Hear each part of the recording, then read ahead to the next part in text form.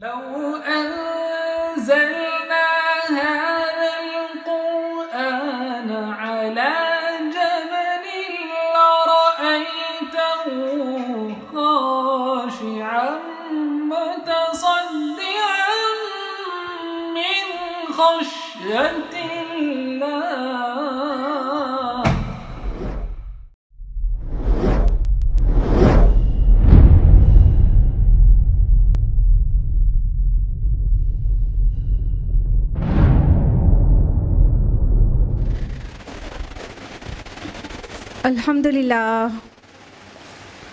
अल्हम्दुलिल्लाह रब्बिल आलमीन वस्सलातु वस्सलामु अला रसूलिहिल करीम व अला आलिहि व अस्हाबिहि अजमईन अम्मा बाद वअऊज़ु बिल्लाहि मिनश शैतानिर रजीम बिस्मिल्लाहिर रहमानिर रहीम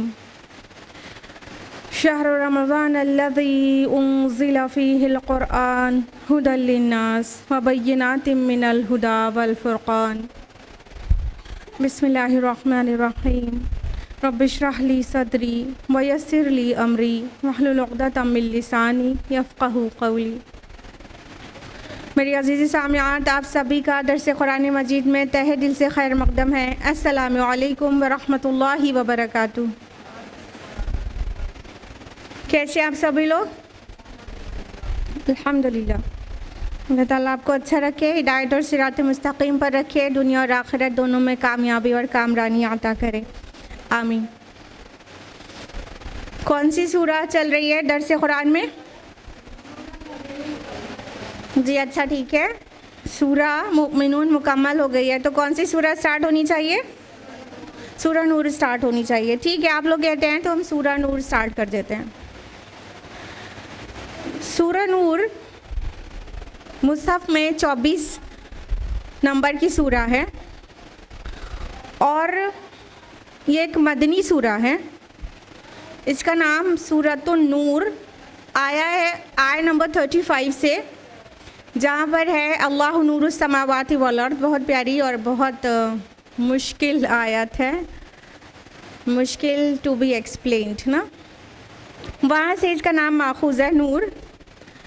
जहाँ तक इसके ज़माने नुज़ूल की बात है तो ये 6 हिजरी में नाजिल हुई है, 6 हिजरी के भी निस्फ़ आखिर में। और इसके जो मसावी मज़ामीन की एक और सूरा कुरान में एग्ज़िस्ट करती है, उसका क्या नाम है? बताइए जल्दी। सूरा नूर के सब्जेक्ट से मिलते हुए सब्जेक्ट पे एक सूरा और है, बिल्कुल सही, सूरा अहज़ाब। सूरा अहज़ाब मुसहफ़ में 33 नंबर की सूरा है, लेकिन वो 5 हिजरी में सूरा नूर के नाजिल होने से कुछ महीना पहले नाजिल हो चुकी थी। लेकिन मुसहफ़ में पहले सूरा नूर है और बाद में सूरा अहज़ाब है। और ये जो सूरा है, हाँ, सूरा अन-नूर, ये रसूलुल्लाह सल्लल्लाहु अलैहि वसल्लम एक मुहिम पर थे, ग़ज़वाए बनी मुस्तलिक़। उससे वापसी पर यह सूरा नाजिल हुई है। एक वाक़या पेश आया था जो बहुत तारीख़ में दर्ज है, वाक़या इफ़ कहते हैं, जिससे रिलेटेड बातें आय नंबर 11 to 20 है इस सूरा नूर में। आयशा रज़ियल्लाहु अन्हा पे जो बहतान लगाया गया था, तो ये जो वाक़या है ग़ज़वाए बनी मुस्तलिक़ का, वो 6 हिजरी में पेश आया था। इसलिए बड़े इत्मीनान से कह सकते हैं कि ये 6 हिजरी में ये सूरा नाजिल हुई है। और ये वो सूरा है जिसमें अल्लाह ताला ने बहुत सारे क़वानीन बयान किए हैं, बहुत क्रिमिनल लॉज मेंशन किए गए हैं। और ये जो सूरा नूर है मुसहफ़ में बहुत तवील सिलसिले के बाद मक्की सूरतों के ये सूरा है। यानी सूरा यूनुस सूरा नंबर 10 से लेकर सूरा मुमिनून सूरा नंबर 23 तक इतना तवील सिलसिला है मक्की सूरतों का। अगर आप सूरा नंबर 22 सूरतुल हज के बारे में उसको मक्की माने तो, क्योंकि उसकी कुछ आयत मदनी नेचर की है, बाकी सूरा मक्की नेचर की ही है। तो ये बहुत बड़े मक्की पोर्शन ऑफ द कुरान के बाद अब मदनी पोर्शन शुरू होने जा रहा है। सूरा नूर एक ही सूरा है, फिर अगली सूरा फिर मक्की कुरान है, यानी सूरा फुरक़ान। तो ये जो सूरा है इसमें आयशा रज़ियल्लाहु अन्हा की बारात नाजिल की गई है और रईसुल मुनाफिकीन अब्दुल्ला बिन उबई ने जो तूफ़ान गढ़ा था उसको तारीख़ में वाक़या इफ़्क के नाम से जाना जाता है। तो सूरा नूर और सूरा अहज़ाब दोनों ऐसी सूरतें हैं जिसमें पर्दे के अहकाम नाजिल हुए और कई क़वानीन नाजिल हुए। तो इस सूरा को मुसहफ़ में पहले जगह मिली है और ये सूरा के अंदर 64 आयात हैं और 9 रुकू है। 9 रुकू सूरा अहज़ाब में भी है और जो हजम है दोनों सूरतों का वो तकरीबन बराबर है। बस ये बहुत मुख्तसर सी तमहीद के बाद सूरा को स्टार्ट करेंगे। औज़ु बिल्लाहि मिनश शैतानिर रजीम, बिस्मिल्लाहिर रहमानिर रहीम। आयत नंबर 1, सूरतुन अंज़लनाहा व फ़रज़नाहा। ये एक अजीम सूरत है, हमने इसको नाजिल किया है और हमने इसको फ़र्ज़ किया है। व अंज़लना फ़ीहा आयातिन बय्यिनातिन लअल्लकुम तज़क्करून। और हमने इसमें बड़ी रोशन आयात नाजिल की हैं ताकि तुम नसीहत हासिल करो। कहाँ से बिगिन हो रही है ये सूरा? सूरतुन अंज़लनाहा व फ़रज़नाहा। इसमें हम पर बहुत ज़ोर है कि ये अजीम सूरत है जिसको हमने नाजिल किया है, हमने फ़र्ज़ किया है। इस पर हम पर बहुत ज़ोर है। बड़ी ज़ोरदारी के साथ ये सूरा शुरू हो रही है। यानी अल्लाह सुब्हानहू व तआला ये कह रहे हैं कि ये जो आप आगे क़वानीन सुनेंगे ये किसी और के बनाए हुए नहीं हैं, बल्कि ये अल्लाह ताला की तरफ से ये क्रिमिनल लॉज बनाए जा रहे हैं। अल्लाह ने नाजिल किया है, अल्लाह की तरफ से, या किसी नबी या किसी इंसान का कलाम नहीं है कि तुम इसको लाइटली ले लो। और जब कह दिया व फ़रज़नाहा और हमने फ़र्ज़ किया है, तो इससे ये पता चल रहा है कि आगे जो बातें आने वाली हैं वो सिफारिशात नहीं हैं बल्कि क़तई अहकाम है। अल्लाह ताला के फ़र्ज़ किया गया है मोमिनीन पर कि वो उसे मान कर दें। तो ऐसी ज़ोरदार तमहीद के साथ ये सूरा शुरू हो रही है। फरमाया कि हमने इसमें बड़ी रोशन आयात नाजिल की हैं ताकि तुम नसीहत हासिल करो। यानी सूरा के आगे तक का एक पूरा कंक्लूजन एक आयत में पेश कर दिया गया। कंक्लूजन शुरू में नहीं होता बल्कि शुरू में प्रियम्बल होता है, तमहीद होती है। तो इतनी ज़ोरदार तमहीद बयान कर दी गई कि ये बहुत रोशन आयात हैं और ये सब इसलिए है ताकि तुम नसीहत हासिल करो। यानी आगे जो चीज़ें आएंगी उसको तुम्हें बहुत सीरियसली लेना है और अपने समाज में उसे नाफिज करना है। तो आयत नंबर 2 है, अज़्ज़ानियतु वज़्ज़ानी फ़जलिदू कुल्ला वाहिदिम मिनहुमा मियता जल्दा। ज़िना करने वाली औरत और ज़िना करने वाले मर्द दोनों में से हर एक को 100 कोड़े मारो। वला तअख़ुज़कुम बिहिमा रअफ़तुन फ़ी दीनिल्लाह। और तुम्हें ना रोके उनके साथ मेहरबानी अल्लाह के दीन की तनफ़ीज़ के मामले में। इन कुंतुम तुमिनूना बिल्लाहि वल यौमिल आखिर। अगर तुम ईमान रखते हो अल्लाह पर और यौम आखिरत पर। वल यशहद अज़ाबहुमा ताइफ़तुम मिनल मुमिनीन। और चाहिए कि उन दोनों की इस सज़ा के वक्त अहले ईमान का एक गिरोह मौजूद रहे। अब यहाँ पर ज़िना की हद का ज़िक्र किया जा रहा है। अल्लाह ताला क्या फरमा रहे हैं? ज़िना करने वाले मर्द और औरत उनको 100 कोड़े लगाए जाने चाहिए। तो ये जो हद है ज़िना की, कुरान हकीम में मेंशन किया गया कि 100 कोड़े लगाए जाएं, लेकिन हमें दीन इस्लाम को कुरान प्लस सुन्नत दोनों को मिलाकर समझना है। तो नबी सल्लल्लाहु अलैहि वसल्लम के माशरे में जो चीज़ राइज थी उससे हमें पूरा अहकाम पता चलेगा कि जब कोई अनमैरिड ज़िना करता तो उसको 100 कोड़े लगाए जाते हैं, लेकिन जब कोई मैरिड पर्सन ज़िना करता, दोनों में से कोई भी मैरिड हो, तो उसको रजम की सज़ा होती, स्टोनिंग की, कि पत्थरों के मार मार के उसको कैपिटल पनिशमेंट दे दी जाती। तो ये ज़िना की सज़ा है। जैसे जैसे पहले कभी भी किसी भी माशरे में ज़िना को एक्सेप्टेबल नहीं समझा गया था, हमेशा ज़िना को बहुत ही बुरी चीज़ समझा जाता था। लेकिन जैसे जैसे तमद्दुन तरक्की करता गया, कल्चर और सिविलाइजेशन में लोग तरक्की करते चले गए, वैसे वैसे ज़िना को लाइटली लेना शुरू कर दिया गया। लिहाजा जो अदर मज़ाहिब हैं उनमें एडल्ट्री और फॉर्निकेशन को अलग अलग कंसीडर किया गया है। फॉर्निकेशन मतलब अनमैरिड लोग अगर इलेजिटिमेट सेक्स करते हैं तो उसे फॉर्निकेशन कहते हैं, और एडल्ट्री जब मैरिड कोई पर्सन दूसरे के साथ इलेजिटिमेट रिलेशन बनाता है तो उसे एडल्ट्री कहते हैं। तो कुछ मज़ाहिब में, तफसीलात में नहीं जा रहे, कुछ मज़ाहिब में एडल्ट्री को तो बुरा कहा समझा गया है, लेकिन फॉर्निकेशन को इतना लाइट कर दिया गया जैसे वो गुनाह ही ना हो। फिर धीरे धीरे तमद्दुन और तरक्की करता गया और आज क्या क्या हो चुका है आपको पता है कि मतलब अब तो इलेजिटिमेट सेक्स को ज़िना कहा ही नहीं जाता कुछ सोसाइटी में, कि अगर म्यूचुअल कंसेंट से रिलेशन बनाया गया है तो इट्स फाइन। हाँ, ज़बरदस्ती अगर किया गया है, जिसको रेप कहते हैं तो वो ज़िना बिल जबर को खाली रेप कहते हैं।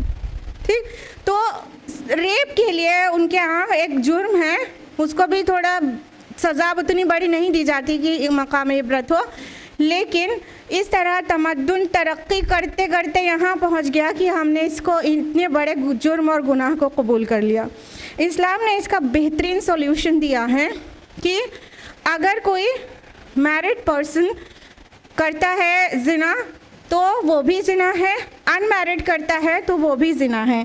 इस्लाम ने क्या दिया है सॉल्यूशन कि अगर अनमैरिड है तो 100 लैशेस पड़ेंगे, उसको 100 कोड़े की सज़ा मिलेगी, और अगर मैरिड पर्सन ने ऐसा किया है तो उसको कैपिटल पनिशमेंट मिलेगी, स्टोनिंग के ज़रिए रजम कर दिया जाएगा, उसे सज़ाए मौत दे दी जाएगी। तो अल्लाह ताला ने फरमाया कि तुम्हें उनके साथ किसी तरह की मेहरबानी ना सूझे, कोई तुम्हें तरस ना आए उनके ऊपर, अल्लाह के हुक्म की तनफीज़ में तुम्हें तरस ना आए। अब गौर करने की बात है, फ़ी दीनिल्लाह, अल्लाह के दीन कहा गया इस चीज़ को, जबकि एक प्योर क्रिमिनल लॉ है, हाँ, लेकिन अल्लाह ताला ने इसको दीनिल्लाह कहा। यानी इससे वाज़ेह हो जाता है कि इस्लाम सिर्फ नमाज और रोज़ों का नाम नहीं है, वो इबादत हैं तो इधर कवानीन भी हैं, और ये जो क्रिमिनल लॉ है, फौजदारी क़ानून है, ये बाकायदा इसको भी अल्लाह ताला ने दीनुल्लाह कहा। अल्लाह के दीन की तनफीज़ में तुम्हें उनके ऊपर तरस ना आए, तो ये इस्लाम का कानून है अगर तुम अल्लाह और यौम आखिर पर ईमान रखते हो। और चाहिए कि मुसलमानों की एक जमात वहाँ मौजूद रहे जब इन्हें पनिशमेंट दी जा रही हो, चाहे दोनों में से कोई सी भी हो, स्टोनिंग हो चाहे 100 लैशेस वाली सज़ा हो, लोग मौजूद रहें। इसकी क्या हिकमत समझ में आती है कि जब लोगों के सामने होगा तो लोगों के लिए मकाम इबरत होगा कि कोई और क्रिमिनल माइंड का इंसान हो और इरादा कर रहा हो ऐसा गुनाह करने का, तो वो अपने सामने देखे तो बाज आ जाए। क्योंकि अगर कहीं फांसी दे दी जाए अंदर और बाहर खबरों की शक्ल में लोगों के दरमियान में आए तो शायद दिल पे उतना असर ना करे, लेकिन अपने सामने से देखना, 100 कोड़े पड़ते हुए अपने सामने से देखना, कैपिटल पनिशमेंट होते हुए, स्टोनिंग होते हुए, ये इंसान के ऊपर काफ़ी बड़ा असर डाल सकती है। तो ये जो हद जारी किया जाना है इसके मुतालिक बहुत ही सख्ती से अहकाम आए हैं अहादीस में, और अल्लाह के नबी सल्लल्लाहु अलैहि वसल्लम ने किसी हाकिम को अलाउ नहीं किया है कि हद जारी करने में वो ज़रा भी कमी या बेशी दोनों चीज़ करें।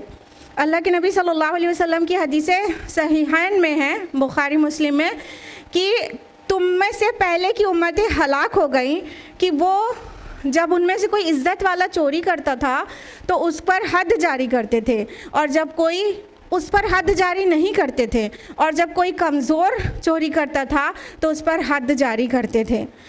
तो ये उम्मतों की और हुक्काम की हलाकत का सबब है कि अल्लाह ताला जो कानून नाजिल कर दे उस पर से कमी या बेशी किया जाए, या मुतासिर हुआ जाए कि सामने वाला बड़ा रेप्यूटेड पर्सन है तो हद जारी ना की जाए, या सामने वाला कमज़ोर है तो उस पर तरस खा के पूरी हद जारी ना किया जाए। कोई कमी, एक लाश भी अगर एक कोड़ा भी कम मारा गया तो भी वो शख्स मुजरिम है, रोज़े आखिरत अल्लाह ताला उससे सवाल करेगा, और एक कोड़ा अगर ज़्यादा मार दिया गया तो भी वो शख्स मुजरिम है, रोज़े आखिरत अल्लाह ताला उससे सवाल करेगा।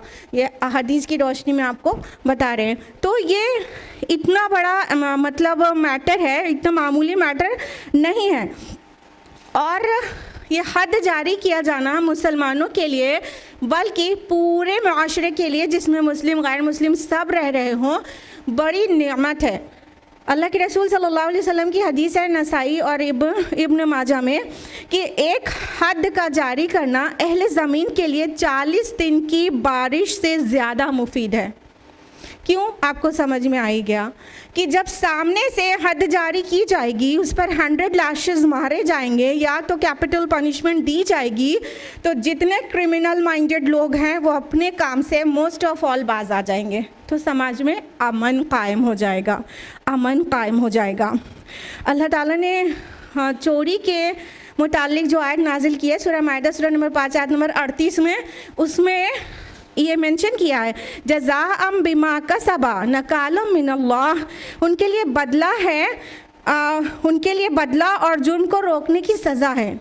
यानी ये जो हैंड को चॉप कर देना सज़ा है चोरी करने की, तो उसी आयत में ये मेंशन्ड है कि ये उनका बदला है जो उन्होंने कमाया, और जुर्म को रोकने की सज़ा है। यानी उसके बाद चोरी से रुकेगा ना, हाथ कट जाएगा तो फिर अगला चोरी करने का इरादा भी नहीं करेगा। और अगर कैपिटल पनिशमेंट दी जाएगी इसके लिए जिना करने के लिए, तो फिर जितने भी इरादा कर रहे हैं इस गुनाह का वो निकाल देंगे अपने दिल से वो बात। लिहाजा जो इस्लाम में जो कवानीन हैं, खुसूसन क्रिमिनल लॉज हैं, जो फौजदारी कवानीन हैं, वो सख्त हैं, लेकिन वो रहमत है और नेमत है पूरे माशरे के लिए। आय नंबर 3, अज़ानी ला यनकिहु इल्ला ज़ानियतन औ मुशरिका, ज़ानी मर्द को रवा नहीं कि वो निकाह करे मगर किसी ज़ानिया ही से या मुशरिका से। वज़्ज़ानियतु ला यनकिहुहा इल्ला ज़ानिन औ मुशरिक व हुर्रिम ज़ालिका अलल मुमिनीन, और ज़ानिया औरत के भी लायक नहीं कि उससे कोई निकाह करे मगर सिर्फ बदकार मर्द या मुशरिक, हराम कर दिया गया है ये मोमिनीन पर। अब ये एक कानून के लिए हुक्म नहीं है, ये अखलाकी दर्जे में हुक्म है कि देखो ये जानी लोग गंदे लोगों के लिए हैं, इसलिए ये गंदे लोग जो हैं जो निकाह करते हैं वो किसी और से नहीं, गंदी औरत से या मुशरिका से, और जो नेक लोग हैं वो नेकोकार से निकाह किया करते हैं ना, तो चाहे मर्द हो चाहे औरत। यह अखलाकी वो रिकमेंडेशन दिया गया कि कोई वालिदैन अपनी बेटी का निकाह किसी जानी से ना करना पसंद करे, सोसाइटी में जिसका बुरा नाम है उसके साथ ना करे। क्यों? क्योंकि जो मोमिनीन का जो सोल है वो मोमिनात के सोल के साथ मुताबिकत रखता है, और उनके साथ वो एक दूसरे के साथ ही खुशहाल रह सकते हैं। और जो खबीस लोग होते हैं, गंदे लोग होते हैं, जानी होते हैं, बदकार होते हैं, उनका सोल जो है उनके साथ मुताबिकत रखता है, वो ही एक दूसरे को बर्दाश्त कर सकते हैं।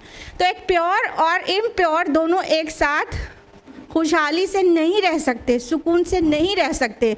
तो गंदे गंदों के लिए हैं और पाक पाकों के लिए हैं। इसलिए हमेशा ये देखना चाहिए कि एक मोहसिना का, अभी अनमैरिड को ही मोहसिना कह रहे हैं, एक नेक पाक दामन औरत का निकाह एक पाक दामन मर्द से होना चाहिए, ना कि जिसके नाम बहुत सारे गुनाह और ऐसे फॉर्निकेशन में इंडल्ज होना रिकॉर्डेड हो। आय नंबर 4, वल्लज़ीना यरमूनल मुहसनात और वो लोग जो पाक दामन औरतों पर ज़िना की तहमत लगाएं। तो मलम यातू बिअरबाति शुहदा फजलिदूहुम थमानीना जल्दा, फिर वो ना ला सकें 4 गवाह तो ऐसे लोगों को लगाओ 80 कोड़े। वला तक़बलू लहुम शहादतन अबदा व उलाइका हुमुल फासिकून, और आइंदा कभी उनकी शहादत कबूल ना करो और यही लोग फासिक हैं। अब हद क़ज़फ़ का बयान कर दिया गया। हद क़ज़फ़ किसे कहते हैं? जो लोग नेक औरतों को ऊपर बहतान लगाएं बदचलनी का, गुनाह का, ज़िना का, तो और 4 गवाह ना पेश कर सकें तो उनको 80 कोड़े लगाए जाएंगे। इसको हद क़ज़फ़ कहते हैं। यानी इस्लामी माशरे में ये वाज़ेह कर दिया गया कि कोई भी इंसान किसी औरत के मुतालिक जब तक कि उसके ख़ुद के अलावा 3 गवाह और उसके पास ना हो, 4 लोग गवाही देने वाले ना हो कि इस खातून ने बदचलनी का इर्तिकाब किया है, तब तक किसी को ज़ुबान खोलने की इजाज़त नहीं है। और ज़ुबान खोलने से पहले उसे देखना होगा कि उसके ख़ुद के अलावा 3 और लोग गवाह हैं कि नहीं उस गुनाह पर।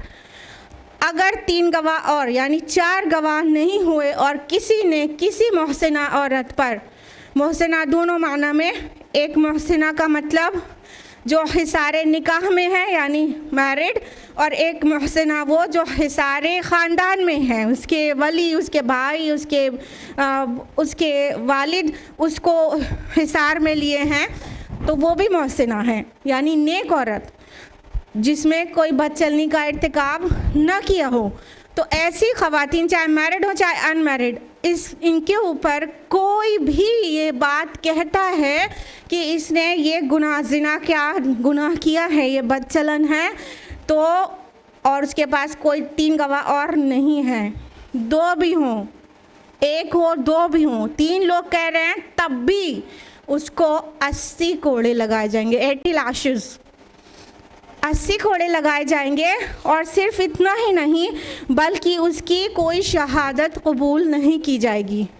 इस्लाम में एक इस्लामिक सोसाइटी में, इस्लामिक स्टेट में एक काइंड ऑफ बायकॉट होगा, उसकी शहादत कबूल नहीं की जाएगी। किसी भी चीज़ के लिए वो गवाही लेकर आएगा तो उसकी गवाही कबूल नहीं की जाएगी। क्या क्या पता चला इससे? एक तो ये पता चला कि औरत की इज़्ज़त असमत को अल्लाह ताला ने 4 ताले लगाए हैं कि कोई भी बस किसी भी वक्त मुंह खोलकर किसी खातून को बदनाम ना कर दे, किसी को बदनाम ना कर दे। इतनी बड़ी बात होती है किसी पर बदचलनी का इल्ज़ाम लगाना। लिहाजा 4 लोग हों गवाही के तौर पर, तब जाके कोई ज़ुबान खोले तो फिर उस पर उसकी सुनी जाएगी और जिसके ऊपर बदचलनी का इल्ज़ाम लगाया गया है उसकी तहकीक की जाएगी। वो अगर कबूल कर ले या तो जुर्म साबित हो जाएगा तो उसके ऊपर जो हद है वो जारी की जाएगी उस औरत के ऊपर। 4 लोग बोलेंगे तब औरत के ऊपर हद जारी की जाएगी साबित होने के बाद। लेकिन 4 में से 1 भी कम हो, 3 लोग मिलके कह रहे हैं कि हाँ वो जानिया है, तो उन लोगों के ऊपर हद क़ज़फ़ नाफिज किया जाएगा। और हद क़ज़फ़ आपको बता दिया है 80 कोड़े लगाना और किसी बारे में उसकी शहादत कबूल नहीं करना। तो इससे औरतों की इज़्ज़त, आबरू, असमत को प्रोटेक्ट किया गया। एक बात। दूसरी बात ये कि मान लो एक इंसान ने अपनी आँखों से देखा है गुनाह को होते हुए, अपनी आँखों से देखा है, लेकिन वो अकेला है और 3 गवाह उसके पास नहीं हैं, तब भी उसको इजाज़त नहीं है ज़ुबान खोले। क्यों? क्योंकि जो गुनाह की गंदगी, जो गलाज़त का टोकरा जहाँ पड़ा है वहीं पड़ा रहे, पूरे समाज में ना बिखरे। एक इंसान बोलना शुरू करेगा तो एक से दूसरा, दूसरे से तीसरा, ये ऐसे फैलेगा समाज में और गंदगी आम हो जाएगी, जैसे कि आज के टाइम में हो रहा है। अभी तो क्या बात है, सोशल मीडिया और मेन स्ट्रीम मीडिया, न्यूज़पेपर, सब के ज़रिए ऐसी बातों को प्रोपेगेट किया जाता है। सोचिए, मास मीडिया के ज़रिए गुनाहों को प्रोपेगेट किया जाता है, जिस पे बच्चों की भी नज़र पड़ती, बड़ों की भी, और बाकियों को आइडिया मिल जाता है ये भी करने की चीज़ है। ठीक है, तो गुनाह की तशहीर करके कितनी गंदगी फैल रही है समाज में। लिहाजा अगर मान लो किसी ने किया भी है तो उसको तब तक ना फैलाया जाए जब तक एक्चुअली आम नहीं हो गई है उसकी बात, यानी 4 लोग नहीं हैं गवाह, 4 लोग, तो उस गंदगी के टोकरे को वहीं ढक्कन डाल दिया जाए, ज़ुबान पे कोई ना लाए तो समाज में फैले ना, और ज़ुबान पे लाना है तो 3 और लोग हों, यानी बात वाक़ईतन आम हो चुकी है, तो फिर उसके ऊपर हद जारी की जाए जो मुजरिमा है। ठीक है, तो ये है इस्लाम का कानून हद क़ज़फ़ आय नंबर 4 में। आय नंबर 5, इल्लल्लज़ीना ताबू मिन बअद ज़ालिका व अस्लहू फ़इन्नल्लाहा गफ़ूरुर रहीम, सिवाय उन लोगों के जो तौबा कर लें, इसके बाद वो अपनी इस्लाह कर लें, तो यकीनन अल्लाह गफ़ूर है, रहीम है। अब देखिए, हो सकता है किसी के ऊपर हद क़ज़फ़ जारी की गई हो, बाद में वो तौबा कर ले, यानी वो किसी मोहसिना पर इल्ज़ाम लगाया हो, फिर हद क़ज़फ़ जारी की गई हो, फिर वो बाद में तौबा कर ले और अपनी इस्लाह कर ले, और समाज में ये बात फैल जाए कि हाँ वो बहुत संवर गया है और वो अब ऐसी चीज़ें नहीं करता, उसने तौबा कर ली है, तो फिर ये वाली जो सज़ा है कि उसकी गवाही कभी कबूल नहीं की जाएगी, उसके तायब होने और उसके अमाल की इस्लाह हो जाने के बाद, अरसे दराज के बाद उसकी गवाही फिर कबूल की जा सकती है। यानी जब तौबा कर ले तो अल्लाह ताला को भी कोई नाराज़गी नहीं है, तो इंसानों को भी चाहिए, हुक्काम को भी चाहिए कि अब उसको छोड़ दें और उस भूल जाएं और उसे ताने ना दिया करें और उससे दरगुजर करें। आय नंबर 6, वल्लज़ीना यरमूना अज़वाजहुम वलम यकुल लहुम शुहदाउ इल्ला अनफुसहुम, और वो लोग जो अपनी बीवियों पर ज़िना का इल्ज़ाम लगाएं और उनके पास अपनी ज़ात के सिवा और गवाह ना हों, फ़शहादतु अहदिहिम अर्बअु शहादातिन बिल्लाहि इन्नहु लमिनस सादिक़ीन, तो ऐसे एक शख्स की गवाही ये है कि वह अल्लाह की कसम के साथ 4 बार गवाही दे कि वह यकीनन सच्चा है। आय नंबर 7, वल ख़ामिसतु अन्न लअनतुल्लाहि अलैहि इन काना मिनल काज़िबीन, और 5वीं बार ये कहे कि उस पर अल्लाह की लानत हो अगर वो झूठा हो। अब देखिए, यहाँ पर लिआन का मामला डिस्कस हो रहा है। लिआन क्या है? कोई शौहर अपनी बीवी के मुताल्लिक ये इल्ज़ाम लगाए कि उसने ज़िना का इर्तिकाब किया है, तो इस मैटर को लिआन कहते हैं शरीयत इस्लामी की इस्तिलाह में। जब ये इससे ऊपर की आयत नाजिल हुई ना, हद क़ज़फ़ का हुक्म आ गया, तो फिर सोसाइटी में एक और प्रैक्टिकल प्रॉब्लम शुरू हुई, वो ये कि जब कोई इंसान किसी को गुनाह करते हुए देखे, अकेला है, तो ज़ुबान ही नहीं खोलना है, बोलना ही नहीं है किसी से, उसको हज़म करना है। लेकिन अगर कोई अपनी बीवी को ऐसे बदचलनी का इर्तिकाब करते हुए देखे और ज़ुबान खोलेगा तो क्या होगा कि 80 कोड़े पड़ेंगे। खामोश रहेगा तो अपनी तबीयत में एक ऐसी मलामत और बेजारी रहेगी कि बर्दाश्त नहीं कर सकेगा उस औरत को अपने घर में। और कुछ भी करता है, किसी बल भी चैन नहीं पड़ने वाला है उसको। तो ऐसा इंसान क्या करे कि जिसने अपनी बीवी को गुनाह करते हुए अपनी आंखों से देखा हो और उसके पास कोई 3 गवाह और ना मौजूद हों। तो ये जो प्रैक्टिकल प्रॉब्लम आई, पहले तो सहाबा की तरफ से खाली पूछी गई थी और बहुत जल्दी सोसाइटी में ये आ गया। तो जानते हैं अल्लाह के नबी सल्लल्लाहु अलैहि वसल्लम ने तब तक खामोशी इख्तियार की जब तक अल्लाह का हुक्म नहीं आ गया। बुखारी, मुस्लिम, अबू दाऊद, अहमद और नसाई की हदीस है कि ये इस तरह का मैटर आने के बाद रसूलुल्लाह सल्लल्लाहु अलैहि वसल्लम ने दुआ की कि या अल्लाह इस मसले का हल फरमा दे। तो ये आयत नाजिल हुई, यानी ये कुछ गैप में नाजिल हुई है। तो ये आयत नाजिल हुई कि अगर कोई शौहर अपनी बीवी को बदचलनी करते हुए अपनी आंखों से देख ले लेकिन उसके पास गवाह ना हो, तो उस मसले का हल है। और वो क्या है कि ऐसे शख्स की गवाही ये है कि 4 बार गवाही दे कि यकीनन वो सच्चा है। ये 4 गवाही 4 गवाहों के बराबर हो जाएगी, उसकी खुद की गवाही कि वो क्या करे, अल्लाह की कसम के साथ कहे कि अल्लाह की कसम मैं सच्चा हूँ, यानी इस औरत ने ये गुनाह किया है, अल्लाह की कसम मैं सच्चा हूँ। 4 बार वो ये गवाही दे कसम खाकर, ये 4 गवाहों के बराबर हो गई। अब 5वीं बार कहे कि अल्लाह की लानत हो उसके ऊपर अगर वो झूठा हो, यानी झूठा इल्ज़ाम अगर बीवी पर लगा रहा है तो उस शख्स पर, उसके शौहर पर खुद अल्लाह की लानत हो। 4 बार अपने सच्चा होने की गवाही कसम खाकर, 5वीं बार ये गवाही कि अगर मैं खुद झूठा हूँ तो अल्लाह की लानत मेरे ऊपर बरस जाए, तो फिर उसकी बात मानी जाएगी। और अगर उसकी बीवी खामोश रह गई या तो उसने अपने जुर्म को कबूल कर लिया, कन्फेशन कर लिया अपने क्राइम का, तो फिर उसकी बीवी के ऊपर हद जारी की जाएगी। अभी कोई और गवाह नहीं है शौहर के अलावा, लेकिन इस्लाम तबीयतों के ऊपर भी, नफ्सियात के ऊपर भी क़वानीन देता है। यानी ऐसा शौहर जिसने अपनी बीवी को गुनाह करते हुए देखा, उसके साथ कैसे रह पाएगा, उससे नहीं रहा जाएगा। और तो 3 गवाह है नहीं उसके पास, तो उसका मसले का हल ये है। तो इस तरह से उस मर्द को सच्चा माना जाएगा, अगरचे उसकी बीवी या तो खामोश रह गई या तो उसने कन्फेस कर लिया। अब औरत अगर इनकार करे, यानी शौहर खुद ही झूठ बोल रहा है, शौहर वाक़यतन झूठ बोल रहा है, तो औरत अपने को कैसे बचा सकती है। आय नंबर 8-9 वयद्रउ अनहल अज़ाब अन तशहद अर्बअ शहादातिन बिल्लाह इन्नहु लमिनल काज़िबीन।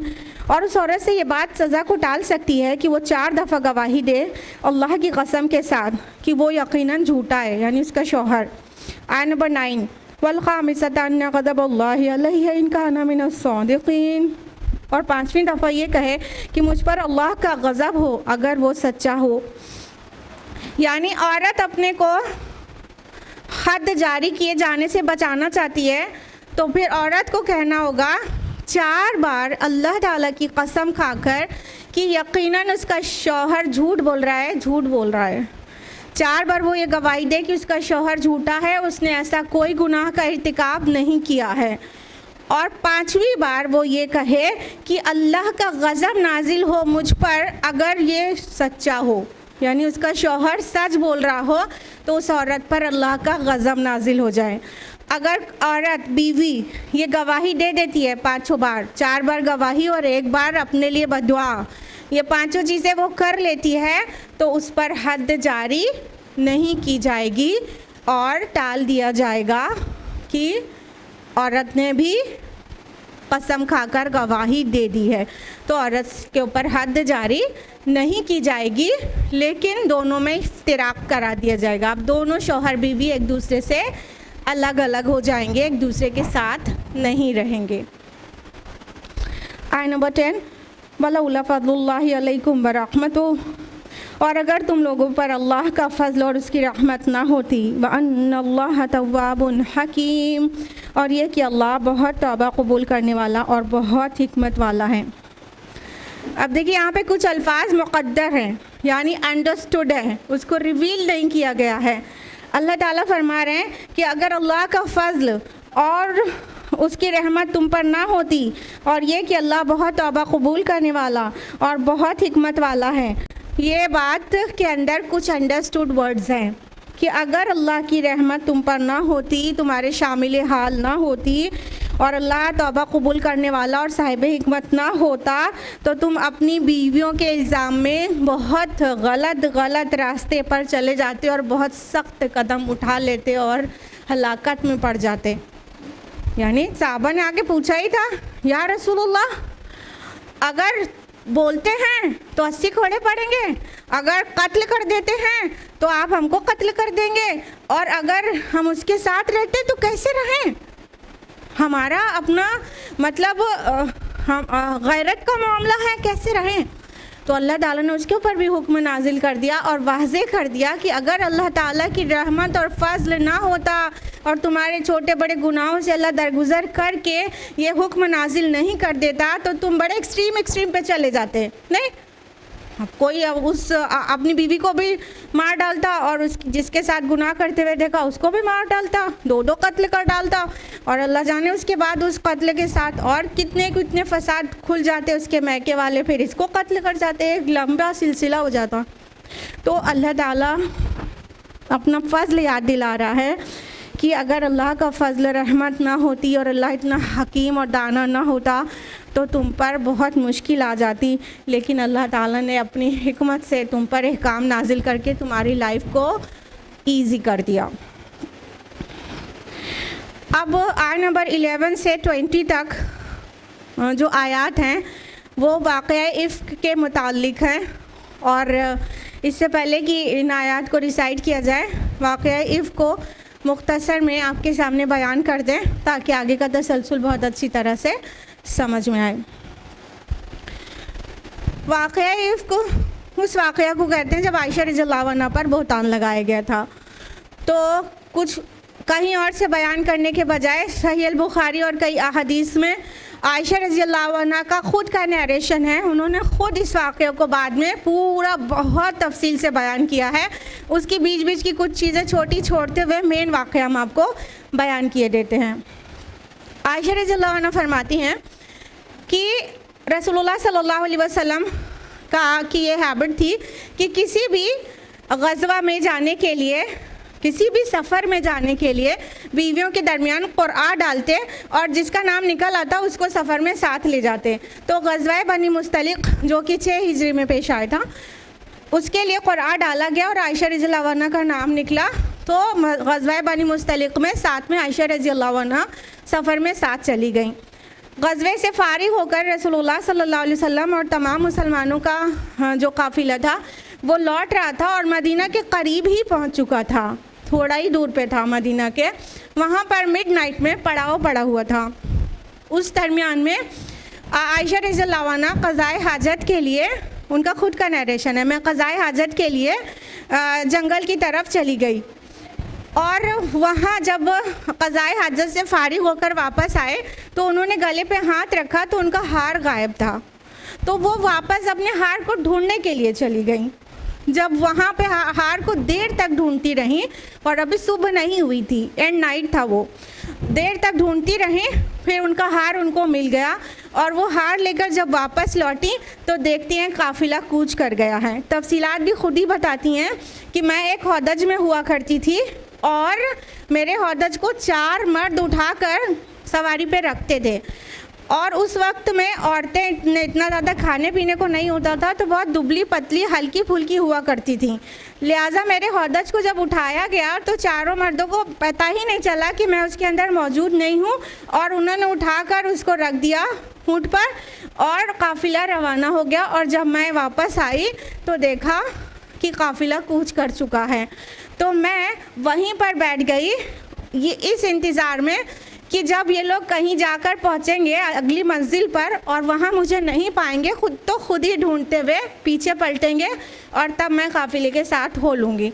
तो वो वहाँ पर बैठ गई, टेक लगाकर लेट गई, फिर उनको नींद आ गई और उनकी नींद खुली जबकि सफ़वान बिन मुअत्तल रज़ियल्लाहु अन्हु ने कहा इन्ना लिल्लाहि व इन्ना इलैहि राजिऊन और बाआवाज़ बुलंद कहा।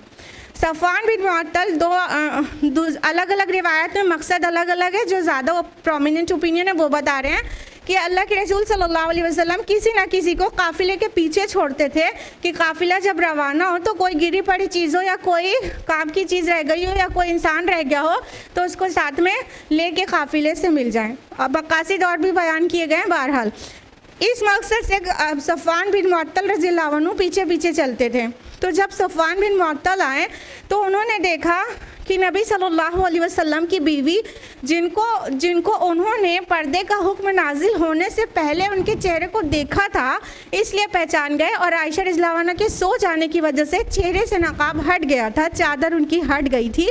तो उन्होंने देखा कि ये तो नबी की बीवी हैं तो उन्होंने ज़ोर से कहा इन्ना लिल्लाहि व इन्ना इलैहि राजिऊन। तो आयशा रज़ियल्लाहु अन्हा की आँख खुल गई, उन्होंने फ़ौरन अपने चेहरे को चादर से कवर किया और सिमट कर बैठ गईं। और सफ़वान बिन मुअत्तल रज़ियल्लाहु अन्हु ने उसके अलावा एक वर्ड भी कहे बगैर अपने ऊँट को बैठा दिया। आयशा रज़ियल्लाहु अन्हा ऊँट पर सवार हो गई और सफ़वान बिन मुअत्तल रज़ियल्लाहु अन्हु ऊँट की नकेल थामे आगे बढ़े और दोपहर के वक्त काफ़िले से जा मिले। जब एंड दोपहर के वक्त जो अगले पड़ाव की जगह थी वहाँ पर आयशा रज़ियल्लाहु अन्हा और सफ़वान रज़ियल्लाहु अन्हु को साथ में आते देखा तो अब्दुल्ला बिन उबई बिन सलूल ने वावेला मचा दिया कि ये लो जी नबी की बीवी फुला के साथ रात गुजार कर आ रही हैं माज़अल्लाह। और इस तरह वो ख़बर अभी मदीना पहुँचे भी नहीं थे, काफ़ी लोगों में फैल गई और मुनाफिकीन मुँह दर मुँह एक से दूसरे से लेके यहाँ तक के सादा लोग मुसलमानों तक को भी उन्होंने इसमें शामिल किया और पूरे में ख़बर फैल गई। जब नबी सल्लल्लाहु अलैहि वसल्लम मदीना पहुँचे तो ये सारी ख़बरें नबी सल्लल्लाहु अलैहि वसल्लम को भी पहुँच गई थी और आयशा रज़ियल्लाहु अन्हा के वालिदैन को भी पहुँच गई थी, सबको सिवाय आयशा रज़ियल्लाहु अन्हा के। और वो वहाँ पहुँचते ही सख्त बीमार हो गई, फिर वो आराम करने लगी और अपने मायके भी बाद में चली गई। उन दिनों में उन्होंने कहा कि मैंने ये महसूस किया कि नबी सल्लल्लाहु अलैहि वसल्लम मेरी बीमारी में जितनी शफ़क़त दिखाते थे अब की बार वैसे क्यों नहीं दिखा रहे हैं, क्या बात है। बस वो आते थे और कहते थे कैसी तबीयत है, बता दिया जाता था और फिर तशरीफ़ ले जाते थे। तो ये डिफरेंस वो महसूस कर रही थी। फिर उसके बाद एक दिन वो मिस्ता बिन असासा की वालिदा उम्मे मिस्ता के साथ रफ़ाए हाजत के लिए बाहर गई थी। हदीस में तफसीलात है कि पहले वॉशरूम्स जो हैं घर के अंदर होना बुरा माना जाता था, तो वो बाहर दूर पे गई थी। उम्मे मिस्ता का पैर ने ठोकर खाया तो उन्होंने कहा कि मिस्ता गारत हो। आयशा रज़ियल्लाहु उन्होंने कहा ये क्या बोल रही हो बीबी। 3 बार उन्होंने एक के बाद एक कहा मिस्ता गारत हो। उन्होंने कहा तुम अपने बेटे को बदुआ दे रही हो। तो उन्होंने उम्मे मिस्ता ने कहा कि बीबी आपको नहीं पता कि उसने क्या हरकत की है। बोली क्या हरकत की है। कहा कि तुम्हारे ऊपर इतना बड़ा बड़ा बहतान लगा और 1 महीने से मदीना में ये ख़बरें हैं। सारी तफसीलात बता दी। आयशा रज़ियल्लाहु अन्हा का जो आंसू शुरू हुआ है तो जिस मकसद से गई थी उसको भी भूल गई और आकर घर में अपनी वालिदा से पूछा तो पता चला उनका रिस्पांस ये है कि उनको पहले से मालूम है। पूछा क्या अब्बा जी को भी मालूम है, तो अबू बकर रज़ियल्लाहु अन्हु को भी मालूम था।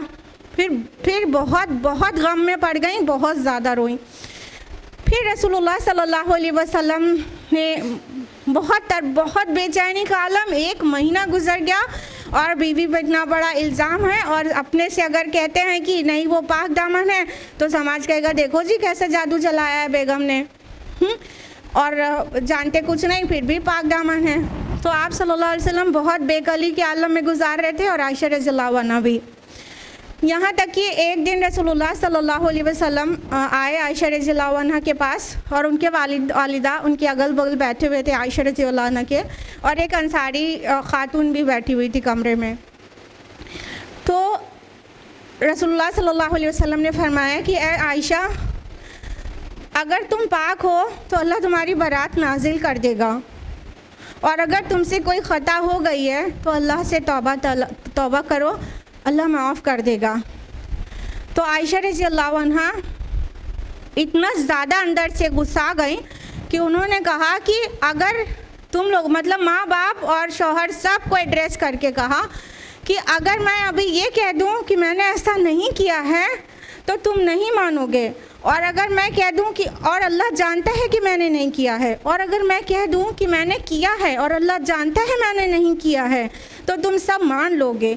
अब तो वही कहती हूँ जो यूसुफ अलैहिस्सलाम के वालिद ने कहा था कि फसब्रुन जमील वल्लाहुल मुस्तआन अला मा तसिफून। अब सब्र ही बेहतर है उस तूफ़ान पर जो तुम बांध लाए हो। ये कहकर वो करवट बदल कर लेट गई और उनका जो आंसू कब रुक ही नहीं रहा था, डे नाइट रुक ही नहीं रहा था आंसू, वो एकदम से थम गया और वो करवट बदल कर लेट गई। उसी हाल में रसूलुल्लाह सल्लल्लाहु अलैहि वसल्लम पर वही के आसार नुमाया हो गए। सब ने देखा कि आपके पेशानी पर पसीना है और वही के पूरे आसार हैं। और जैसे ही वही आना मुकम्मल हो गई तो ये आयत नाजिल हुई थी, आयत नंबर 11 से लेकर 20 तक सूरह नूर की। तो रसूलुल्लाह सल्लल्लाहु अलैहि वसल्लम के चेहरे पर बहुत खूबसूरत तबस्सुम था, आप हंस रहे थे और कहा कि ऐ आयशा, अल्लाह ने तुम्हारी बारात नाजिल कर दी है और मुझ पर ये आयत नाजिल हुई हैं। आयशा रज़ियल्लाहु अन्हा खुशी से एकदम खिल उठी। उनके वालिदा ने उम्मे रुमान ने कहा, बेटी रसूलुल्लाह सल्लल्लाहु अलैहि वसल्लम का शुक्रिया अदा करो। तो उन्होंने कहा, मैं इनका क्यों करूँ शुक्रिया, मेरे अल्लाह ने मेरे लिए बारात नाजिल की है, मैं अल्लाह का शुक्र अदा करूँगी। और फिर कहती हैं कि मैंने ये तो उम्मीद कर रही थी कि अल्लाह ताला रसूलुल्लाह सल्लल्लाहु अलैहि वसल्लम को ख्वाब में दिखा देगा, मेरी बारात को किसी तरह उन पर वाज़े कर देगा, लेकिन ये मैंने सोचा भी नहीं था कि मेरे मुतालिक 10 आयत नाजिल होंगी कुरान की जो क़यामत तक पढ़ा जाएगा। और इस बात पे इतना ज़्यादा खुश और वो रहती थी, बाद में शुक्राना करती थी कि मेरे लिए अल्लाह ताला ने अर्श अज़ीम से 10 आयत नाजिल की और क़यामत तक उसको पढ़ा जाएगा। लिहाजा फिर जितने लोग उसमें इन्वॉल्व थे उनसे कभी वो नहीं किया आयशा रज़ियल्लाहु अन्हा। जैसे हसन बिन साबित भी उसमें र्यूमर स्प्रेड करने में शामिल हो गए थे और मिस्ता बिन असासा शामिल हो गए थे और हमना बिनत जहाश जो कि ज़ैनब बिनत जहाश की सगी बहन थी वो भी शामिल हो गई थी। ये 3 पर हद क़ज़फ़ लगाया गया, ये 3 मुसलमानों पर, और बाकी मुनाफिकीन को छोड़ दिया गया। अब ये आयत इसकी रोशनी में समाअत फरमाइए। आयत नंबर 11, इन्नल्लज़ीना जाऊ बिल इफ़्क उस्बतुम मिनकुम, जो लोग ये बहतान गढ़ लाए हैं ये तुम्ही में से एक गिरोह हैं। ला तहसबूहु शर्रन लकुम बल हुवा खैरुल लकुम, उसे तुम अपने लिए बुरा ना समझो बल्कि ये तुम्हारे लिए खैर ही है। लिकुल्लि इम्रिइन मिनहुम मक्तसबा मिनल इस्म, उनमें से हर शख्स के लिए वही है जो गुनाह उसने कमाया। वल्लज़ी तवल्ला किब्रहु मिनहुम लहू अज़ाबुन अज़ीम, और उनमें से जिसने उसका बड़ा बोझ लिया अपने सर उसके लिए तो बहुत बड़ा अज़ाब है। अब अल्लाह सुब्हानहू तआला ने क्या फरमाया कि ये जो लोग इतना बड़ा बहतान गढ़ लाए हैं ये तुम में से ही एक गिरोह है, यानी कलमा गो हैं, ये मुनाफिकीन की हरकत है। और इनिशिएट किसने किया था और सबसे ज़्यादा फैलाया किसने था, बहतान गढ़ा किसने था, अब्दुल्ला बिन उबई ने, रईसुल मुनाफिकीन। तो अल्लाह ताला ने फरमाया कि ये तुम में से कई एक ग्रोह है, मतलब ज़ुबान से कलमा पढ़ने वाले लोग हैं, वही जो मुसलमान होते हैं वो उन्हीं में से तो मुनाफिकीन होते हैं। मुनाफिकीन मुशरिक जैसे थोड़ी होते हैं। फरमाया तुम इसे बुरा ना समझो बल्कि ये तुम्हारे लिए बेहतर ही है। अब देखिए इससे इस्लाम की पॉजिटिव थिंकिंग का कितना पता चलता है कि अल्लाह ताला हर हाल में खैर ढूंढने के लिए कहता है और पॉजिटिव सोच रखने के लिए कहता है। 1 महीना इतना मुश्किल में गुजरा था और जब से आयशा रज़ियल्लाहु अन्हा को पता चला होगा आप शायद इमेजिन नहीं कर सकती, क्योंकि वो जिसके ऊपर पड़ेगी ये चीज़, किसी पाक दामन औरत पर इतनी बड़ी मतलब जुर्म का नाम लगा दिया जाए तो उस औरत को ही समझ में आएगा, बस जिसके ऊपर ऐसा कुछ गुजरा होगा वो ठीक से समझ सकती होगी वो खातून। तो ऐसे हालात में भी इस्लाम पॉजिटिव थिंकिंग को प्रमोट कर रहा है। तुम इसे बुरा ना समझो, तुम्हारे लिए बेहतर है। कैसे कैसे बेहतर है कि जो मुनाफिकीन का जो प्रोपेगेंडा था उसके पीछे जो मुतहर्रिक था वो ये था ना कि ये मुसलमान जो हैं बड़े अखलाकी लोग हैं, इनकी अखलाक पर कैसे कीचड़ उछाला जाए, किस तरह गंदगी को फैलाया जाए ताकि इनकी बदअखलाकी खुल के सामने आ जाए। लेकिन ये सारे सिनेरियो में सारे मुसलमानों ने, अक्सरियत ने और मज़ीद अच्छे अखलाक का मुजाहिरा किया। आयशा रज़ियल्लाहु अन्हा ने हसन बिन साबित के बारे में जब कहा था तो ये वही इंसान है जिसने तुम्हारे पर र्यूमर्स स्प्रेड किया था मैटर पे, स्कैंडल पे, तो उन्होंने कहा नहीं ये वही इंसान है जिसने मुशरिकीन के लिए रसूलुल्लाह सल्लल्लाहु अलैहि वसल्लम की तरफ से इस्लाम की तरफ से अशार कहे और उनको बहुत ईज़ा देता था और अशार कहता था उनके लिए। तो पॉजिटिव सोच। और जितने मुसलमान थे सबको एकदम यकीन था कि उम्मुल मोमिनीन पाक दामन है। और रसूलुल्लाह सल्लल्लाहु अलैहि वसल्लम को अंदर से यकीन था, लेकिन ज़ुबान से नहीं कह रहे थे कि लोग कहेंगे कि बीवी ने जादू चलाया हुआ है, इस वजह से ये कह रहे हैं। बहरहाल सारे मुसलमानों ने उम्दा तरीन अखलाक का मुजाहिरा किया, तो वो जो मकसद था उसमें फ़ेल हो गया और अच्छे अखलाक का मुजाहिरा हो गया। उसके अलावा इस मैटर के होने के बाद अल्लाह ताला ने कई अहकाम शरिया नाजिल किया, यानी ये मैटर नहीं हो तो कई अहकाम शरीयत नाजिल होने की वजह नहीं बनता। इसलिए इस पॉइंट ऑफ व्यू से भी खैर है। और इस पॉइंट ऑफ व्यू से भी खैर है कि सारी दुनिया पे वाज़े हो गया कि नबी सल्लल्लाहु अलैहि वसल्लम को इल्म गैब नहीं है, वरना 1 महीना बेचैनी की हालत में थोड़ी गुजारते। आपको पता चल जाता कि हमारी बीवी ने ऐसा किया ही नहीं है और पहले ही दिन से कह देते, लेकिन आपने वही का इंतज़ार किया। तो ये बहुत सारे पॉइंट ऑफ व्यू से ये खैर है। तो इस्लाम ने इस पॉजिटिव थिंकिंग को पेश किया और अल्लाह ताला ने ज़ख्म पर मरहम भी रखा, ये कहकर कोई बात नहीं है, तुम्हारे लिए नुकसानदेह नहीं बल्कि तुम्हारे लिए और खैर ही है। तो हम और आप भी ऐसे ही सोचा करें। अब इससे बड़ी बात किसी की ज़िंदगी में क्या हो सकती है बताइए? जैसे कि किसी के मर जाने से भी ज़्यादा तकलीफ़ दे ये बात है ना कि किरदार पे बहुतान लगा दिया जाए।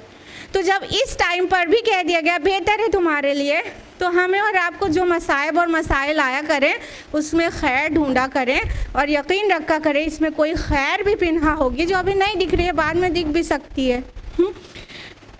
आगे फरमाया कि जिसने जो भी गुनाह कमाया वो उसके ऊपर है। इस पूरे सिनेरियो में जिसने जितना र्यूमर स्प्रेड करने में जो भी हिस्सा था, जिसका बोतान को शुरू करने में, उसको फैलाने में और एक के मुंह से सुनी हुई दूसरे तक पहुंचाने में जिसका जो हिस्सा था, सबका गुनाह अपने अपने लिए है। और जिसने इसमें से गुनाह का सबसे बड़ा बोझ उठाया उसके ऊपर बहुत भारी अज़ाब है। अब इस सबसे बड़े गुनाह का बोझ किसने उठाया था? अब्दुल्ला बिन उबई ने, रईसुल मुनाफिकीन। तो वो उसको आखिरत में अजाब देने की खबर सुना दी गई। बस मुसलमानों के ऊपर हद क़ज़फ़ 3 मुसलमान उसमें से इन्वॉल्व हो गए थे र्यूमर स्प्रेड करने में, उनको हद क़ज़फ़ लगी, लेकिन ये मुनाफिकीन को छोड़ दिया गया। ये अल्लाह ताला की हिकमत है। अब गौर करिएगा कि उसके आगे की आयत किसको एड्रेस कर रही हैं। इस आयत को छोड़कर आयत नंबर 11 है, आगे की जो 9 आयत हैं वो सिर्फ र्यूमर्स को स्प्रेड करने वालों को एड्रेस कर रही हैं। और जिसने बहुतान को इनिशिएट किया, जिसने बहुतान लगाया, अपने मन से निकाल कर गढ़ा, उसके लिए सिर्फ एक आयत है। बाकी 9 आयत किसके लिए है? जो इधर से सुनते हैं उधर पहुंचा देते हैं बिना तहकीक के। बाकी 9 आयत उसके ऊपर है। ये एक सीरियस, एक संगीन मसला है, लिहाजा 9 आयत उनके लिए है कि सुन के पहुंचाया मत करो, र्यूमर्स स्प्रेड मत किया करो। ये बहुत बड़ा जुर्म है कि इंसान जो सुने बस आगे पहुंचा दे, जबकि ना उसने देखा, ना तहकीक किया और ना ही हुस्न ज़न है अपने भाई बहन, अपने समाज, अपने लोगों से, और बस आगे पहुंचा दिया। कितना टेस्ट लेके आगे पहुंचाते ना लोग, बोलिए। देखिए बाकी सारे एड्रेस उन लोगों से है। आयत नंबर 12, लौला इज़ समिअतमूहु ज़न्नल मुमिनून वल मुमिनातु बिअन्फुसिहिम खैरा। ऐसा क्यों ना हुआ कि जब तुम लोगों ने ये बात सुनी तो मोमिन मर्द और मोमिन औरतें अपने बारे में अच्छा गुमान करते। वक़ालू हाज़ा इफ़्कुम मुबीन, और कह देते ये तो एक खुला बुहतान है। यानी मोमिनीन मोमिनात का काम है कि जो उनके माशरे में किसी के ऊपर कोई बुहतान लगाया जा रहा है तो उसके लिए अच्छा गुमान करें, और ये भी नहीं कहा जा रहा है उसके बारे में अच्छा गुमान करते, बि अनफुसिहिम खैरा कहा जा रहा है, अपने नफ्स के लिए अच्छा गुमान करते। सुभान अल्लाह, यानी जिसके ऊपर बहतान लगाया जा रहा है वो तुम्हारे ही माशरे का, तुम्हारी मुस्लिम सोसाइटी का एक फ़र्द है, और उसके ऊपर बहतान लगाना, तुम अपने ऊपर ही तो बहतान लगा रहे हो कि हमारे में से एक ने ऐसा कर दिया, दो ने ऐसा कर दिया। अपने ऊपर बहतान लगाना कहा गया, और अपने लिए हुस्न ज़न रखना कहा गया कि तुमने उसके लिए ये क्यों ना सोचा कि नहीं ऐसा नहीं हो सकता। और उन लोग आयशा रज़ियल्लाहु अन्हा और सफ़वान बिन मुअत्तल रज़ियल्लाहु अन्हु, ये दोनों ऐसा नहीं कर सकते, वो नेक लोग हैं, ऐसा ये गलत है, ये बहतान है। अल्लाह ताला कह रहे हैं कुछ मालूम नहीं है तो भी उसको यकीन मत करो, और अच्छा ख्याल करो उसके बारे में, और उसके नहीं अपने बारे में। यानी जब हम अपने ही समाज में से, अपने ही लोगों में से किसी को कुछ कहते हैं तो हम अपने ही ऊपर तो उंगली उठा रहे हैं कि हम में से एक ऐसा है, हाँ, हम में से। लिहाजा कहा गया कि तुमने क्यों ना कह दिया, ये बहतान है, अजीम बहतान है। यानी हमारा और आपका रोल पता चल रहा है यहाँ पर कि जब कोई किसी के बारे में कुछ कहे, अरे सुना है ना, अरे इनकी तो भाग की शादी हुई थी ना, अच्छा, बड़ा मज़ा लेके सुनते हैं। क्यों ना कह दिया, हमारा और आपका क्या बिजनेस है, हाँ, क्या ज़रूरत है, क्यों डिस्कस किया हम, और सुना तो सुना, अगले तक भी पहुंचा दिया। ये समाज की बहुत बड़ी प्रॉब्लम है। आयत नंबर 13, लौला जाऊ अलैहि बिअरबाति शुहदा, क्यों नहीं वो लेकर आए उस पर 4 गवाह। फ़इज़ा लम यातू बिशुहदाइ फ़उलाइका इंदल्लाहि हुमुल काज़िबून, तो जब वो गवाह नहीं लाए तो अल्लाह के नज़दीक वही झूठे हैं। यानी अल्लाह ताला ने एक उसूल बनाया हुआ ना, 4 गवाह चाहिए, 4 गवाह नहीं हो, 3 आपके अलावा, तो ज़बान पे लानी नहीं चाहिए चीज़। यहाँ किसी ने देखा दिखाया भी कुछ नहीं, बस चले आ रहे हैं 2 नेक शरीफुन नफ्स इंसान, उसमें से एक नबी की बीवी है और एक सफ़वान बिन मुअत्तल के मुताल्लिक भी पूरे मदीना में किसी को भी कोई ख़राबी रिकॉर्डेड नहीं है किसी की नॉलेज में, बस खाली चले आ रहे हैं और इतना बड़ा तूफ़ान कर दिया। तो 4 गवाह क्यों नहीं लाए? जब नहीं लाए तो तुम झूठे हो, जो 4 गवाह नहीं लाए वो बात झूठी है।